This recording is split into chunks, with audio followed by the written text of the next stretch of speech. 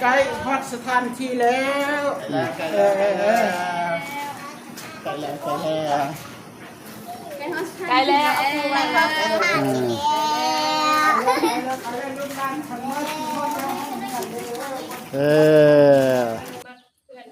มักเงินที่ใส่ใส่4 แพ็ค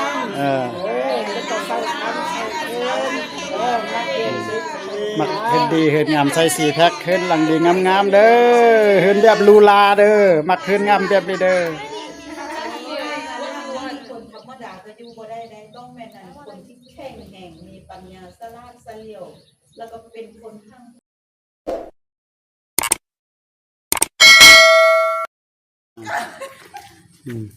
ป้าแม่ของมันมีบ่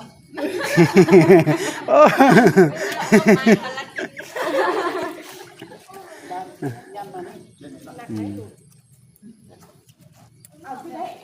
อ้อมเงินก่อนนั่นไหนไม่ถึงให้สุกเอาออกไหมเต้ถุงอ่ะใส่ถุงก็มีถุงคือเราเต้ถุงจับหมอน โอเชียนเป้ไปแอมโอเชียนกินข้าวน้อยเลยอันนี้จับหมอแอวพูดหมอนไอโอจับแอปเขานะไอโอเนาะเฮ็ดทองเนาะนี่น้องไฟน่ะมีกระเป๋าใหญ่แล้วก็เสื้อผ้าอาภรณ์นี่แหละโทรศัพท์แม่ไปตู้กันดิเอามาไปเอาลุงบุญจันทร์ที่มือไทยให้ไปมาจันนี่เข้าหากองเลยสูหับก่อนใครบุญจันนี่แห่เนาะนี่แหละไปหาป่าไม่กี่มันนะนั่นเพิ่นมักไปหาป่าแล้วมักแนวนี้ได้ไปมันสบายเด้อพ่อโอเชียนยังอยู่ไหนพ่อยังอยู่ไหนแป๊บนึงไอโอมาไปยังที่บ้านเรียนคิวบ้านใครเรียนคนนะเรียนคิวอ่ะเฮ็ดได้เฮ็ดได้ผู้นำอยู่นี่สัญญาณนะทางนี่คือยุปนุ่มก็เบ็ดเหมือนพี่สิคนนั้นไอ้บุญจันทร์ถ่ายวิดีโอเคถ่ายแล้ววะกองคนแจ้งดูอันนี้ยิ้มเด้ยิ้มแข็งๆเด้อ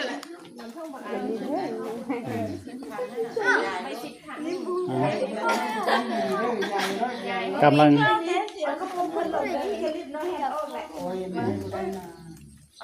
เฮ็ดพิธีก่อนเนาะเนาะนี่ไม่ใช่จะดีใจ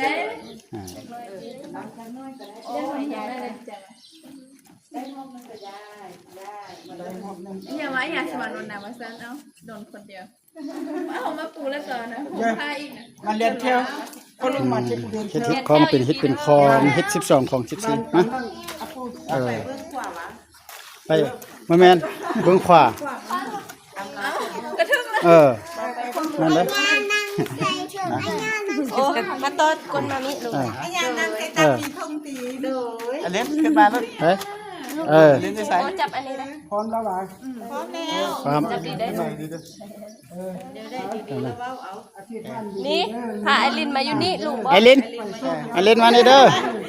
ตามลำดับ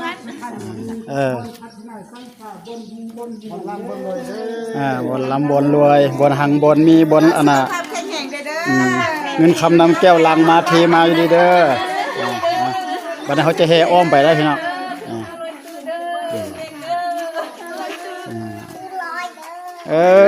เฮ็ดตื้อร้อยกำลังแห่ไปพี่น้องเขาจะแห่อ้อมประมาณ3 รอบพี่น้องเอ้ยตามฮิตคลองเนาะ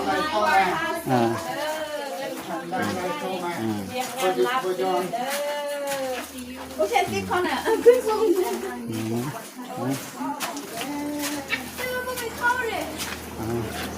ขอให้เงินคำนำแก้วลังมาโอ้แล้วนิ้วโคมได้ลังมาเทมาไล่มา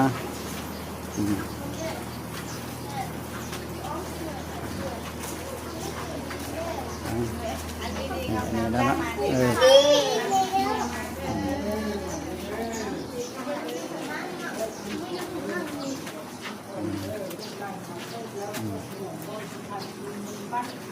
วันนี้เป็นมื้องามยามดีแหม1 คำ พอดีขึ้นเฮือนใหม่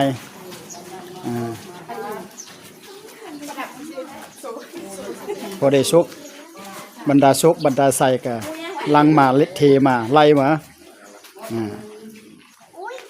เงินคำนำแก้วก็ไฟชุกเด้อเศรษฐีแจกกันเอาเนี่ยเงินชุกเงินหมันเงินชุกเงินหมันก็จำจับกล้องเด้อเงินชุกเงินหมันเสร็จแล้วขอบใจเศรษฐีเด้อ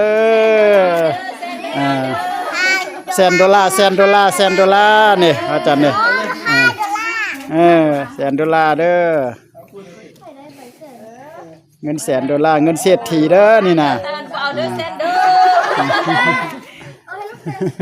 โอ้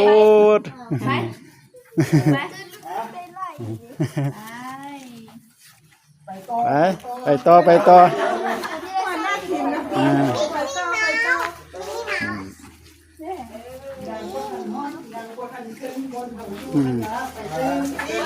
ต้องใช้2ปี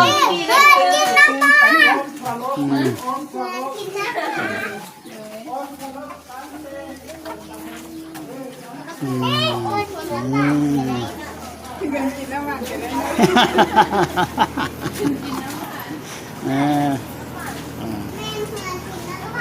นี่เป็นหอบที่2ละมาพี่น้องเอ้ยเอาผู้ใดเห็นคลิปนี้เนาะเห็นคลิปนี้ก็ฝากไลค์ฝากแชร์ฝากติดตามเด้อพี่น้องคิดของประเพณีตามชนชาติชนเผ่าของเฮาเนาะพี่น้องเนาะก็จะประมาณนี้แหละนี่ก่อนจะขึ้นเฮือนใหม่ต้องมีพิธีไปถามกันพี่น้อง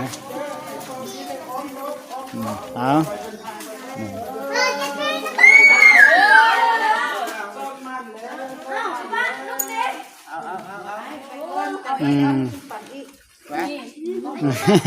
สามละโอเคพอไปเลยโอเคโอ้มันเด้อ$1,000$1,000นี่$1,000$1,000คนละ$1,000เด้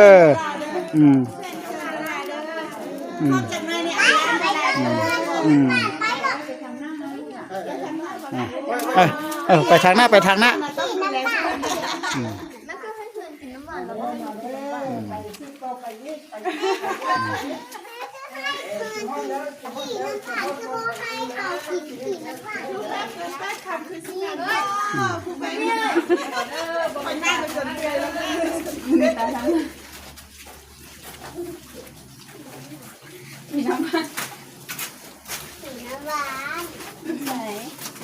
พี่น้ำตาลนี่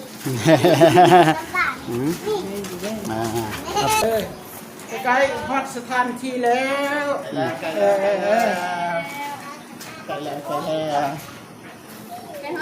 ล้ว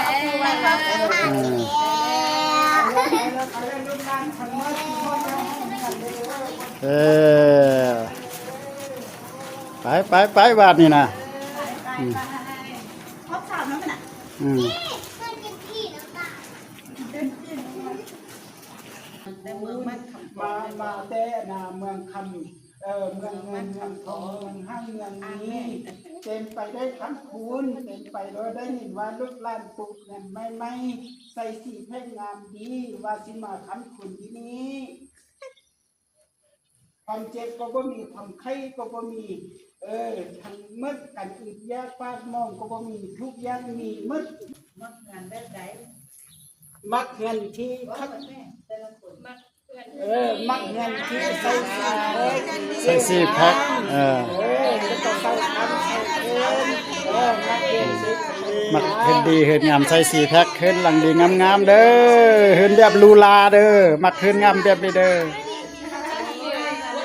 คนธรรมดาก็อยู่บ่ได้ต้องแม่นคนที่แข็งแรงมีปัญญาสลาดเฉลียวแล้วก็เป็นคนทั้งคนมีเป็นคนฮอดอภิมหาเศรษฐีนี่แหละจึงอนุญาตให้เข้ามานะโตได้มันทุกคนลูกหลานมาพร้อมแล้วพร้อมแล้วเด้อเศรษฐีเป็นอภิมหาเศรษฐีแล้วเลยนะครับประกันเลยสุขภาพแข็งแรงไข่ยอมรับหมดทุกอย่างที่ได้เว้าไปนั้นเนาะ ทุกอย่างได้เอามาหมดบ่ เอามาไหมเอามาตัวนั้นเอามาตัวนั้น เงินคำกำเก็บปัญญาความสลาดอันใดก็เอามาหมดแม่นบ่ มีครบมีความมีไทยมีม้ามีช้าง บ่อื่นบ่ยากเอามาห บ่ มด เอ็ดบ่ เนาะ ยากเขียนตัวทั้งหลายเท่า เก็บเงินเงินอันเส้นสิ่งได้มาหมดเนาะ มาเมิดมาเมิด ข้าวปลาอาหารอุดมสมบูรณ์ความสุขกายสุขใจเป็นอันความเสลียวสลาดได้มาพร้อมทุกอย่างแม่นบ่ ทุกอย่างเตรียมพร้อมเมิด เตรียมพร้อมเตรียมพร้อมเด้อ คนได้มาบ่ อ่า ความรักความเพลงอมตะเต็มเปี่ยมงานได้มาเบิดแม่นบ่ เต็มล้นเหลือเอามาเลย ขันสั้นๆก็ถือว่าพบตามเงินไขที่เจ้าของอยากให้อยู่แล้วขันสั้นนี้สิอนุญาตให้อันพวกทานพวกเราแม่ล้างเธอทีนึงเอา ล้างเททีนึงล้างเททีนึง เทียบขั้นใดก่อนเทียบขั้นใด ให้เงินทันทุกตระกูลไล่เข้ามา ขึ้นมาเลยขาขึ้นมาเลย อ่า มาแม่ว่าวเธอได้ที่ใส่ล้างอันเยียบขั้นใดเทียบทีนึงให้เงินทำทุกตระกูลไล่มายังไงได้ตอนยังทุกวันเป็นแม่เหล็กดึงดูดความมั่งคั่งเยียบเทียบที่สอง เทที่สอง ให้มีปัญญาเสลียวสลาดปกครองบ้านปกครองเมืองอันคุ้มครองเนื้อหมูขั้นที่สามให้มีความรักความสุขความสบายเข้ากันแก่เลี้ยงโคเลี้ยงในดีกินดีเอาใส่มานี่จะเหลือจะไป สาธุเด้อเออ ล้างมาลูกแต่ละคน ล้างไปมา มาเลย มึงกล้องจะล้างมึงกล้องล้างอันตามหลังไปพุ่นล้างอืม ไปรีบไปแม่โอ้เข้าไปก่อนไอ้ล้างนั่น อันนั้นน่ะ เศรษฐีกำลังแบ่งปันเด้อ เพื่อที่กำลังแบ่งปันเงินเด้อ เศรษฐีเงินเต้ตลาดกำลังแบ่งปันเด้อกำลังแบ่งปันโดยสม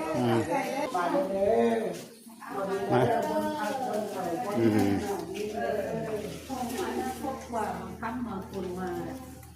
ของหัวหน้าครอบครัวเด้อ อันนั้นน่ะ เอาปูเข้าไปบ่ไอ้เอาปูเข้าไปทางใดบนเพราะว่าคงไปสิเป็นเนี่ยคือกับ ก็สิประมาณซ้ำนี้พี่น้องเอ้ยเนาะการเฮ็ดเป็นของขึ้นเฮือนใหม่ของพวกเฮาก็เข้าในแล้วบัดนี้น่ะเอ้า คิดต่อปะ ลูกไปป้าอยู่บนกองเครื่องกองเข้าอย่างนั้นลูกไปป้าเดี๋ยวเลยเนาะทีนึงค่ะมือขึ้นมือสั้นบางต่อไปที่5ให้ได้สร้างมาเข้าสู่องค์คำพูนต่อไปที่6ให้เราเข้ามาเมียต่อไปที่7บาทสุดท้ายให้ได้ผู้เข้ามาเบ้าเงินมีลูกหลานมีเงินมีทองใส่ใจยังอุดมสมบูรณ์ลูกหลานเสลียวสลาดอุอามะมุมะมูมามหามุนมังองค์สว่างง่ายเอาเข้าไปข้างหน้าได้แล้ววันนี้นะโป๊ะไว้นะเอาไปไว้ข่าวกันจับแจ้งเข้ามานอนอันนี้เสร็จสิ้นพิธีไว้เบิ้ง เสร็จเสร็จ แต่งกินเราไปแต่งก่อนชุมก็สุดละแจ้งให้ฟังชุมก็สุดละไว้ไปแต่งได้ค่ะคนแบบนี้ไม่ได้ตัวเล่นแล้วตั้งก็จะ อันใดก็ ลูกแดงแล้วก็ให้จูนี่ไปแต่งอีกป่ะ เด้เค มีนท่านเอาออกแล้วว่ะ เอาก้าวขาไปได้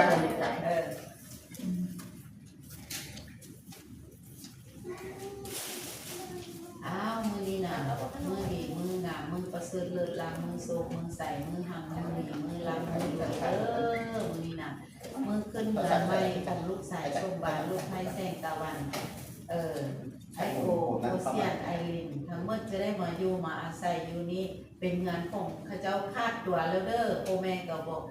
อนุญาตให้เงินมาอยู่เมื่อนี้เห็น2 คนไปนอน4 คนไปนอนไม่ไปไปนอนไม่แกบอลนั่นนะเพิ่นมีนี่ของคือว่าต่อไปนี้ความฝันแนวใดก็จะได้เป็นแนวนั้นแหละ แล้วให้พวกหลานนี่นอนฝันนี่ให้นอนฝันให้ได้เงินล้านดอลลาร์นอนตื่นให้ได้100 ล้านพันล้านเป็นตื่นเงิน ดอลลาร์เด้อ อยู่ร่วมกันอย่างมีความสุขอยู่เท่าอยู่แก่ เงินดอลลาร์ไหลมาเทมาเด้อเป็นตื้อๆดอลลาร์เด้อ ไงคงแค่ก็บ่มีแล้วอันนี้น่ะ เขาหน้านั่งดู จบอันนี้น่ะจบ เฮ้ย ไอ้เรื่องนี้เป็นห้องใช้เป็นบนเต้าหงเป็นบนเต้าหงจิตใจรูปเราเรามองแล้วบอกแสดงบอกให้ไปดู ก็ในใจก็ได้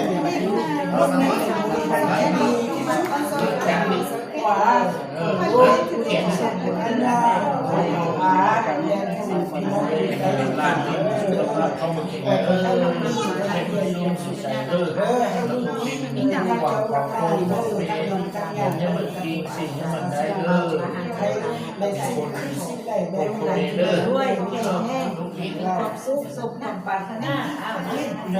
โชว์มา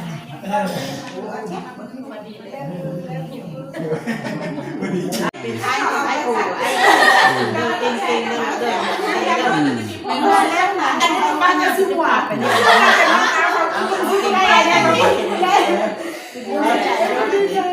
มาให้วันนี้ทำเงิน ทำขับได้ไหม ลาด